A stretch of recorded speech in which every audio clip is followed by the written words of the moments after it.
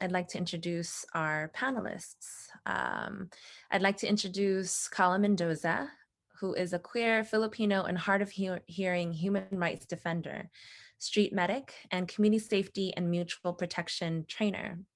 He currently resides in Anishinaabe and Octi Sakowin lands. He is the director of U.S. programs of Nonviolent Peaceforce. Nonviolent Peaceforce protects civilians in violent conflicts using unarmed protection strategies. I'll give you guys, of course, some time to just share whatever else you would like to share about yourselves. Maybe some things like tell us about who you are and how long you've been practicing community safety. I'll leave that up to Kala. Do you mind answering that question first? Sure, gladly. Thank you so much, Dr. Koniwan. And I want to thank Jenny, Maureen, and everyone behind the scenes in doing this work. There is just so much work that Asian women, femme, girls, gender non-binary folks have been doing for years and have continued to be doing. And I just want to recognize as a cis Asian male myself that I am following the leadership of Asian women, femme, gender non-binary, and girls in this moment. My name is Kalaya'an Mendoza, currently based here in Minneapolis, Minnesota. A lot of my work right now is on supporting communities and protecting themselves from white supremacist state and non-state actor violence during the Derek Chauvin trial. And for me, community safety really started when I was 10 years old. And that was during the Loma Prieta earthquake in 1989. And what I saw in that moment when the PG&E shut up, we had no power. We had nothing. There was no one going around checking in on us from the government, but it was everyone in our community that, you know, all the moms, all the aunties, all the relatives just came out and we just started cooking for each other. That was my first taste of mutual aid and mutual protection. And it was in that moment of crisis that I saw with my own two eyes, even at 10 years old, that we are the ones that keep us safe. Before I get started, I just want to invite folks to just like take a moment and just breathe and just feel the strength of your body and your spirit and the strength of your ancestors.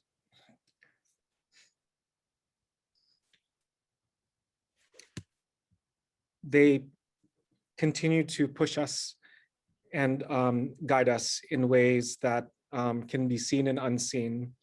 I want to just dedicate this to all of the folks that are doing safety and security work around the country. We see the Brown Berets here in Minneapolis, and I always, like, my heart just feels safe knowing that they're there. I'm going to be now going into a training. Situational awareness and the UDO Loop is broken up into observe, orient, decide, and act. You might be wondering, oh, what, you know, this seems kind of basic. Yes. When you're pushed out of your window of tolerance, which means that you are, yes. If you don't mind going to the next one, please. Sure thing.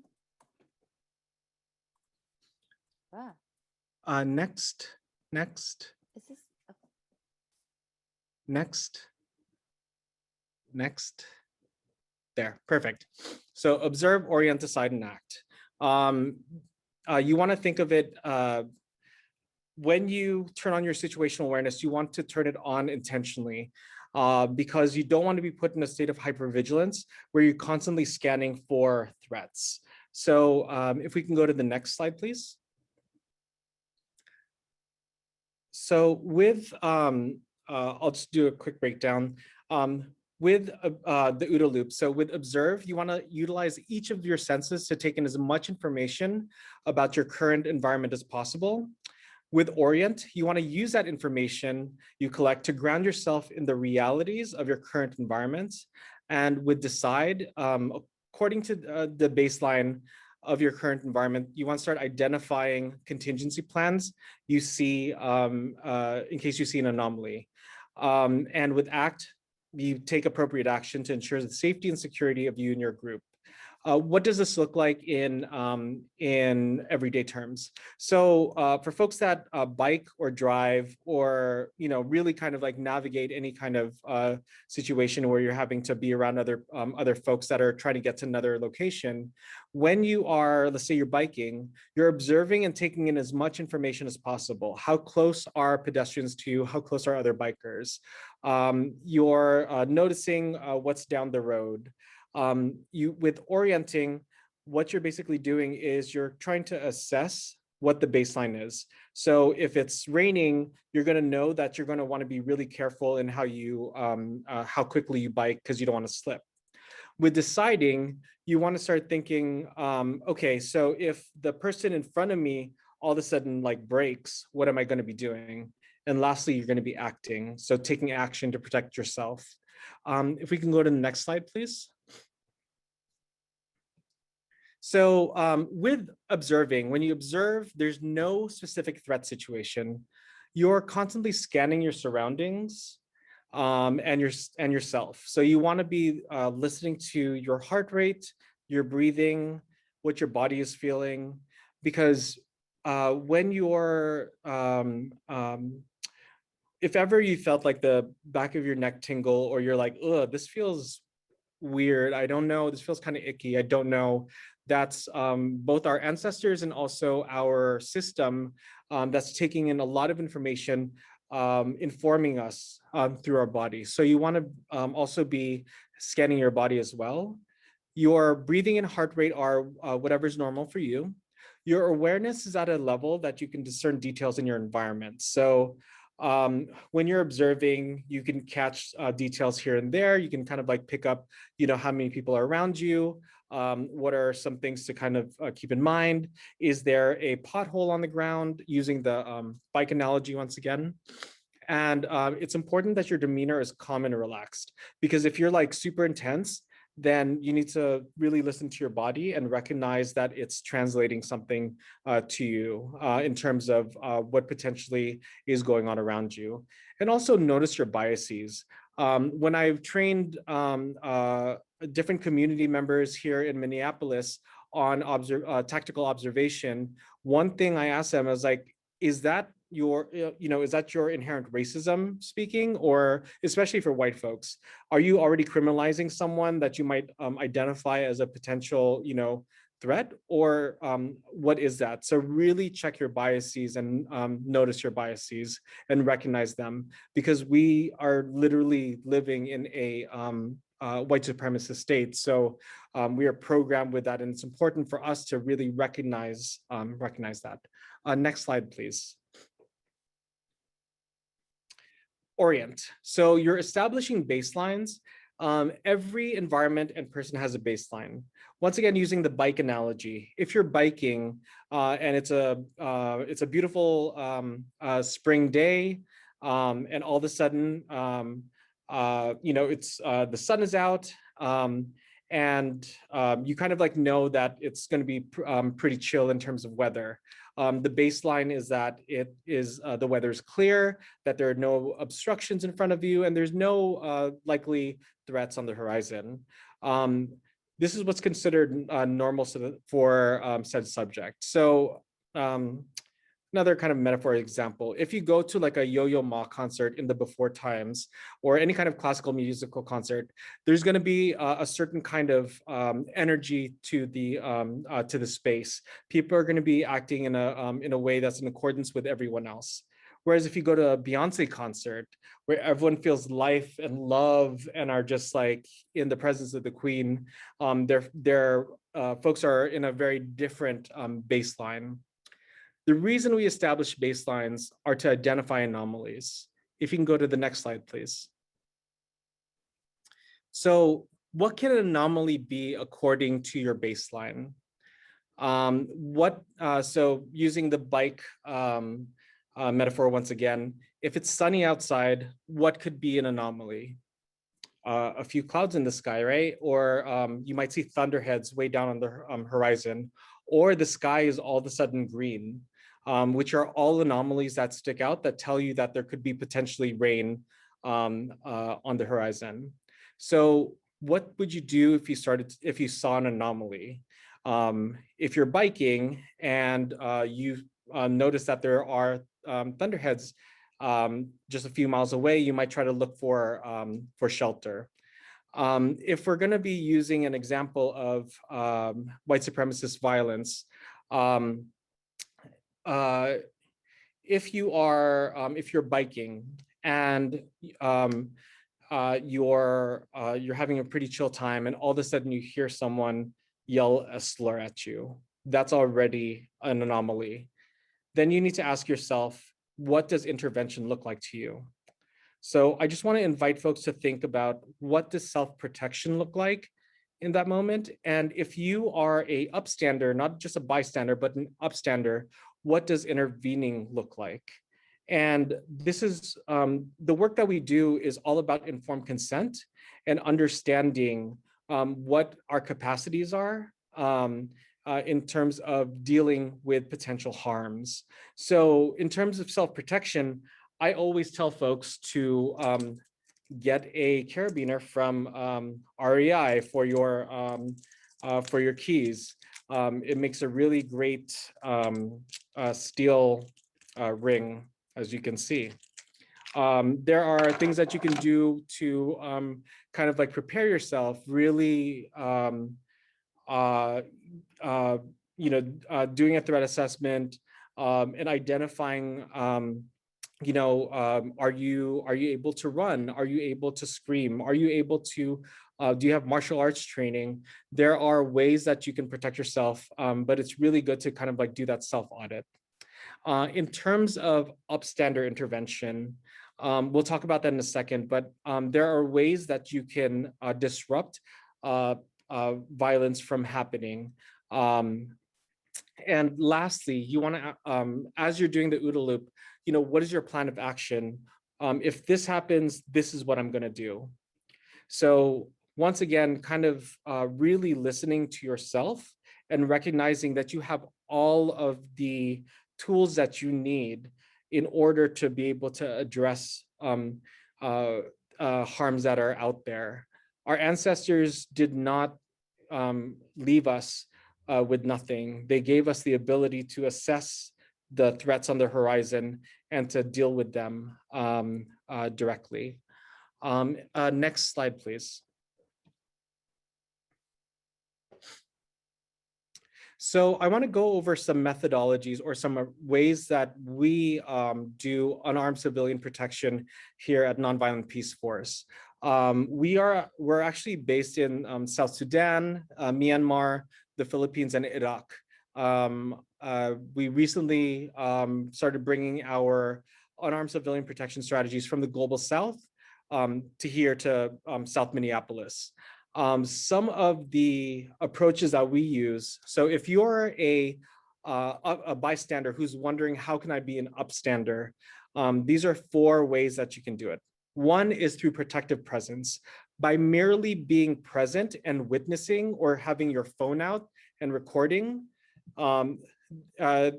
studies have shown that it has lessened the ability for an aggressor to continue to aggress. Protective accompaniment. This means asking for consent to support someone and to walk with them or move with them to a place where they're able to be safe.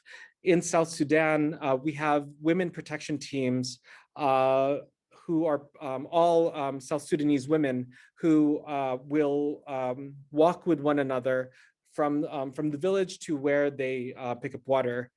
Here on Turtle Island, we have folks like Robin, folks like Rohan, who's on the call, folks who do safety and security work, moving with folks to the subway, their subway stop, in order to make sure that they get home safe.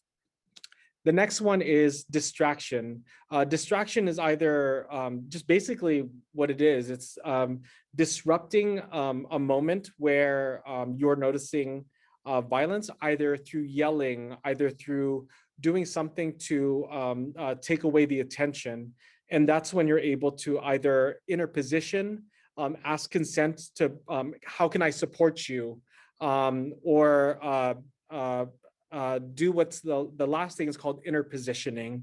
That means literally putting your body in between someone who's doing harm or violence to the person who is being at the other who's being harmed. So all of these are really different approaches to protecting one another. And it's important for us to recognize that we have the ability, the agency and autonomy to identify for ourselves, what are we able to do? This is not a prescription. These are recommendations. We don't want to replicate ableism, misogyny, white supremacy in the way we do this work.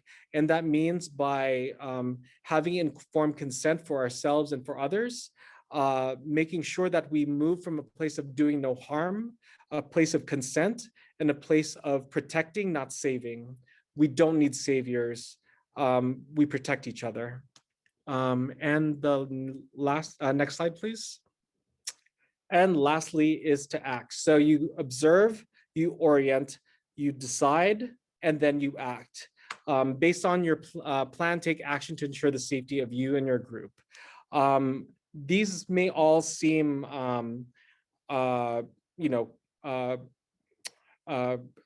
common sense. But as we know, when we are pushed out of our window of tolerance, when we are no longer cool, calm, collected, or connected, that's when this goes blank and we just operate from a place of reaction. The UDO Loop gives us back our agency and says, I'm going to take a pause. I'm going to think about what is around me. What are the baselines and anomalies or potential threats? What is my plan and how I'm going to do it? The more you practice this, the more you're able to enact it in the everyday world. This can be applied to actions and protests on the ground. This can be applied to just walking around. And unfortunately, because we live in a messed up white settler colonial state that does not care about us, we need to be the ones to protect ourselves and each other. And I will, that was a lot. I said a lot, so I'm just gonna pause there. We're, for the folks that registered, I'll be sharing this training deck with folks. Robin kindly shared other resources. So I know that was quick, but I hope that you were able to get a little bit out of it. And to close that, I invite you to, when you start your OODA loop, you turn off your OODA loop. When you start your situational awareness, you close it. And one activity I do to help me get back to a state of regulation is to, if I'm going home from an action, is to find one beautiful or new thing that I haven't seen before and just be in the presence of that. So I hope this was of service. I hope this supports y'all. I hate that we are in a moment where we're pretty much having to do this for each other, but like we say on the ground, we keep us safe. Thank you. Thank you. Thank you so much. I know that people, and I'm sure people in the attendance, our attendees will probably have some questions for you, for Maria. So can we take a little bit of time to answer these questions? I think, Kala, you provided a whole science and technique and strategy for us to take care of one another. And I really, really love that you said, close it up too. And I might ask us to do that before we leave tonight to close out as well. But in the meantime, and thank you again, Kala. And thank you, of course, Maria. Are there questions or thoughts that you all have that you would like for us to address, folks in the attending, in the pool? Can we add and pin Maria as well? So and see if folks have some thoughts or things that they wanted to share. I see a whole bunch of thank yous. Folks are taking notes.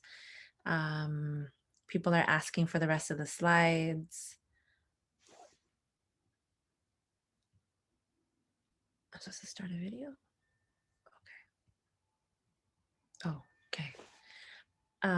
Okay, so it seems like there are not as many. Okay.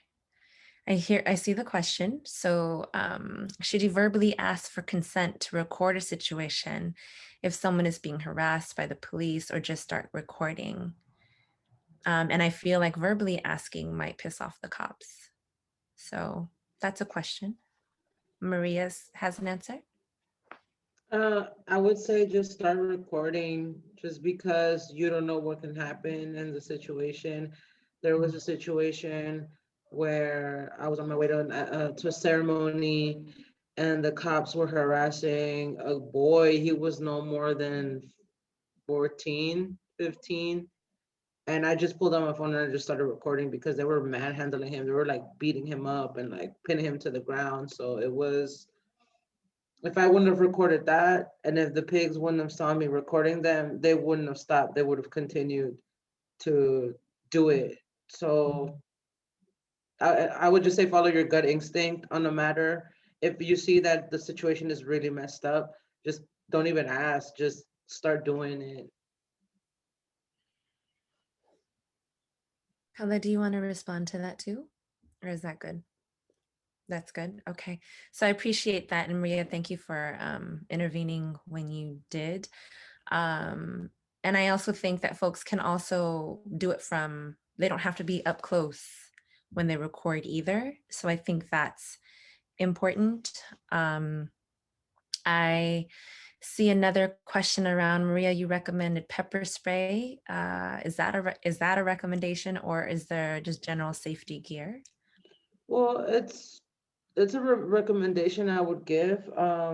Obviously, the proper age, teach them how to properly use it, not just go off and spraying it everywhere.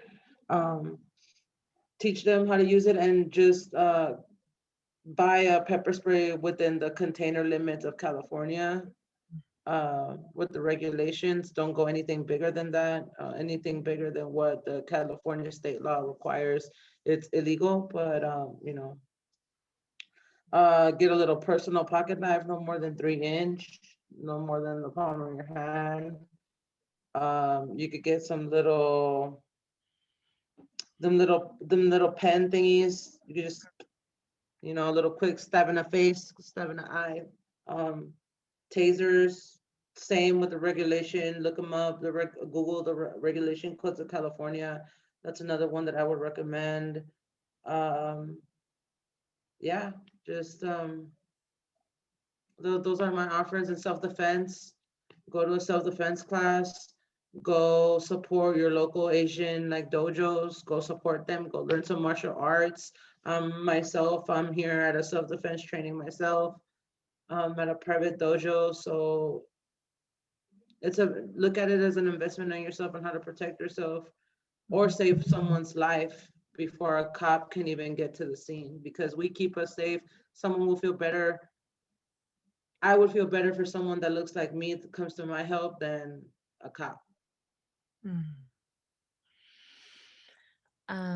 So I appreciate the honesty. There's one question that I'm going to ask from Nicole, but real quickly, I just want to lift up what you all have said, which is in terms of personal defense, there's been a call for using different self-defense devices like pepper spray and the key ring that you were talking about, Kala. Killer B in our previous training, which we put in the chat, also talked about just having a device around to support you. But she also shared that it's also best if you're the one that's in harm's way to be able to leave the situation as well, right? So think of an exit plan. If someone is trying to come for you, you also don't want to be in a position to just physically come. Like the best way is also just to not be physically in a physical altercation with them. So even if you are to attack them in defense, you want to bolt and leave, and it's to distract them. Right. So just to share that as a tactic. And I do appreciate you saying martial arts and going to self-defense classes as personal defense. And I do also love us thinking again, how do we take care of each other when we are feeling equipped to do so, right? So I like that. The question, I appreciate that. There was a question on, if folks don't have physical combat ability, or they're just not scared to interposition, but would never want to leave a stranger to deal with something by themselves. What are some good ways to be a non-combatant but mess up an aggressor? Folks have, Kala, please help us with. So with the 65-year-old Filipino woman, Velma Viari, in New York, who was beaten up, her daughter actually said that there was someone across the street that was yelling. And just even letting someone who's being attacked know that there's someone there actually does a tremendous amount to make them feel supported. Everyone has the ability to distract in whatever way you can. You don't have to engage physically. You can even ask questions like, why are you doing what you're doing? And I know this might sound like, what? And that's exactly the point. The role of distraction is to get someone to turn off for a moment, and to have to like rethink about it, asking them questions like, what if your family saw you doing this?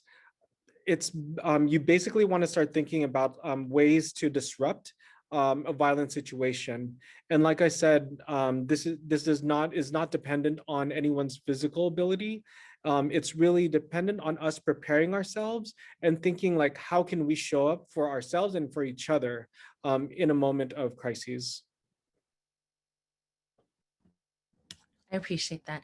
There was another question around if you are in a situation where you're, there's two things that one where the question was, if someone is verbally abusing and there's no ally that can help, is the best thing to do to walk away, even if you may feel defeated in doing so. That's one. The other thing is that folks have been saying that this has been very empowering because one of our attendees experienced a hate incident and was not supported by the police when they took the report. And so this has been empowering and affirming for them. So let's do the question around verbally abusing. Should you just walk away if that is happening? Maria, I see you ready. Most of the time, they're just yapping. Most of the time, it's best to just walk away when it's just verbally. And even if they're saying something that can really trigger you, that's really pushing your button to react, most of the time, that's what they want, is for you to react.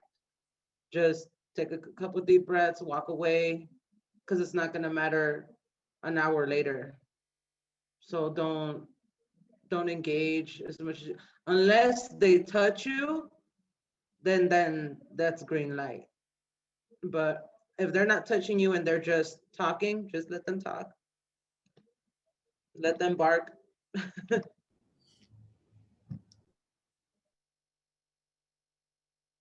Kala, did you want to share? Or you're okay? You're okay. Okay, I appreciate that. There's another question. I also want to share in my own experience, if I've seen someone being harmed and I'm not physically capable, and I've been in a car, I'll just honk a lot at them, right? So I'll use whatever I have to distract the situation. So the main thing is, what are the resources that you have within you and then around you to cause a distraction, right? So the honking made the person just look, at the very least, right? And had other people look at the situation. So that's just a heads up. Just think about like what resources you have at your disposal to cause distraction. So I appreciate that. And I appreciate you saying like, those are just words and they're just barking, and we care most about your physical safety in the immediate sense, right? The question that we have here real quickly and very importantly, what should you do if you don't feel safe walking away and you're smaller stature and are a parent, a mom? Thank you for these questions, folks, and for sharing your stories as well. If I may, what folks in South Sudan have shared with us is they always identify like exit routes wherever they go. Just knowing like where the exits are is really important. Always never have your back to an aggressor. If someone is getting loud, don't necessarily turn around, slowly back up and just make sure that you're able to kind of like find your primary exit route, right? And to the earlier question, you make the choice and you remind yourself that you have the agency. I don't need this stuff. I can go now, because what trauma does is it deprives us of our agency, and what mutual protection does is it reminds us that we have the ability to address any situation. I think if you are in a situation where you don't feel safe walking away, even saying, "Hey, you, I need help," rather than hoping that someone will, because like bystander effect comes into play where people think someone else is going to deal with it. But if you say, "You in the red vest, I need you to call 311, or I need you to call the mental health services line that you might have, or I need you to help me get out of here." In that instant, someone's like, okay, that there's a directive, and when we're put into our fight or flight, having a directive will help support that. But if you're alone, really kind of like knowing how you can get out of there without turning your back to them is really important. I love that. And we're going to need to close up, but I want to paraphrase again what Kala just said, which is that you don't ever, and our other self-defense instructors have said the same thing, you do not want your back ever to whomever is causing the harm or causing the fear. So you're backing up the whole time. And I also love you saying, give directives, someone call whomever, someone called this number or whatever it is, right? So I really love that you can use your voice and give a direction. So thank you for that. Really, really helpful. And then are there other things that you all want to close out with? And maybe Kala or Maria, I know that Kala's suggestion is that you close out the UDO loop and think of something that helps us to transition to the next part of the day. I love all of the suggestions that you've given, the strategies, the context, and the fact that you were like, we take care of each other, and you've lived it. So let's close out for both of you. Maybe a breath or two or something you want to tell the folks and the attendees, ways to hold on tight and have each other's backs. Let's give a couple of words. I think folks leave the space with is remember that our ancestors, those who survived genocide and those who did not, left us the ability and the strength to survive whatever is out there. We are now here because of over 15 generations of people. We hold the future in our hands. And like I said earlier, white supremacy is falling apart, patriarchy is falling apart, capitalism is falling apart. When we are able to reimagine what the world can look like, when we embody love, care, and solidarity in the deepest and most beautiful ways, when we care and love ourselves in the ways that this world has told us not to, that's where real safety can be cultivated. Everyone on this call is powerful. We are literally made up of the same molecules as the sun. I mean, I hope that everyone can find a moment in your home to just like to move around and find one beautiful thing, and to thank yourself and give yourself butterfly taps, which I love doing. So here we are, butterfly tapping. and loving on ourselves and loving our histories and our ancestors and our elders, and trying to find strategies to take care of ourselves, each other, our family members, and our big community. Thank you all for speaking and being with us. Attendees, thank you so much for wherever you are, for being with us tonight. I hope you get a chance to follow up with Maria, Kala on their websites, on their Instagrams, and just know we have your back and as best as we can. And so I hope you have each other's as well. Thanks, family. Thank you. Thank you so much, Dr. Connie Great Walton. job. Great job, everyone. Take care of yourselves.